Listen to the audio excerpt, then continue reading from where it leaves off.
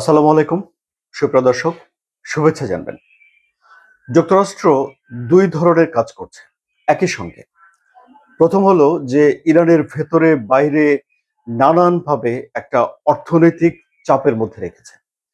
অর্থাৎ ইরানের বন্দর থেকে কোনো জাহাজ, কোনো দেশের জাহাজ তেল বা অন্যান্য পণ্য নিয়ে বিশ্বের কোথাও যেতে পারবে না, আটকে দেবে যুক্তরাষ্ট্র। এটিকে যুক্তরাষ্ট্র নৌ অবরোধ বলছে।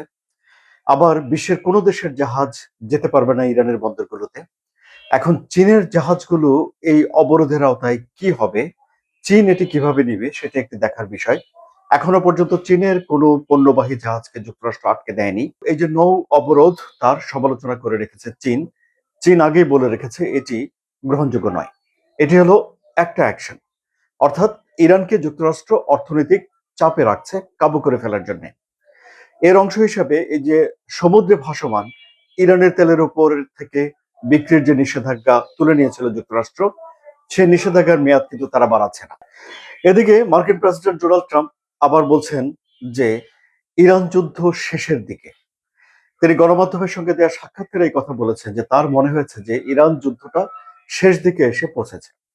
এখন ডোনাল্ড ট্রাম্পের এই কথার দুটো অর্থ হতে পারে। একটা অর্থ হতে পারে যে হ্যাঁ, তিনি সত্যি সত্যি ইরানের সঙ্গে একটা চুক্তিতে পৌঁছাতে চান। তাদের ভেতরে ভেতরে ভেতরে একটা গোপনে একটা সমঝোতা হয়ে গেছে, তারা কাছাকাছি চলে গেছেন। যেমন আব্বাস আরাকচি বলেছিলেন যে ইসলামাবাদ টকসে তারা সমাধানে খুব কাছাকাছি চলে গিয়েছিলেন। এটা একটা বিষয় হতে পারে। কিন্তু ইরানের তরফ থেকে বলা হয়েছে যে যুদ্ধ শেষ করার জন্য বা একটা বৈঠকে বসার জন্য তাদের ভেতরে কোনো ধরনের এগ্রিমেন্ট হয়নি, ঐক্যমত হয়নি। কিন্তু যুক্তরাষ্ট্র বলছে যে পাকিস্তানে 2 দিনের ভেতরেই বড় একটা কিছু হতে পারে। পাকিস্তানে একটা আলোচনা হতে পারে, যে আলোচনায় জেডি ভেন্স নেতৃত্ব দিবেন। মাঝখানে শোনা গিয়েছিল যে ডোনাল্ড ট্রাম্প নিজেই চলে যাবেন।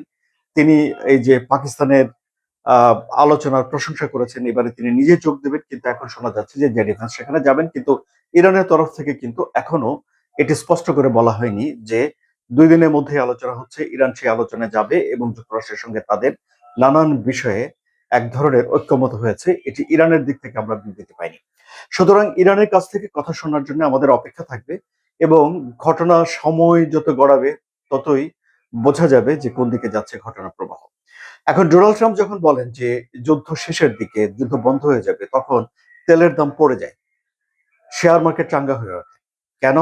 কারণ ব্যবসায়ীরা আশ্বস্ত হয়ে ওঠেন যে হরমুজ প্রণালী হয়তো ওপেন হয়ে যাবে, ব্যবসা বাণিজ্য স্বাভাবিক হবে, বিশ্বের 1/5 তেলের সরবরাহ স্বাভাবিক হবে, একই পথে বিশ্বের 1/3 সারের সরবরাহ স্বাভাবিক হবে।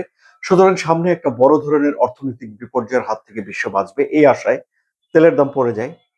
এই আশায় শেয়ার মার্কেট চাঙ্গা হয়ে ওঠে, মানুষ আশায় বুক বাঁধে।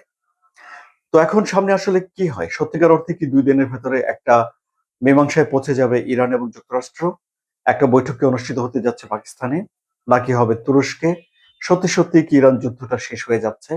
এবং এই যে নৌ অবরোধ, এই নৌ অবরোধ মেনে চীন কি তার জাহাজগুলোকে ইরানে ফেরানো থেকে বিরত থাকবে?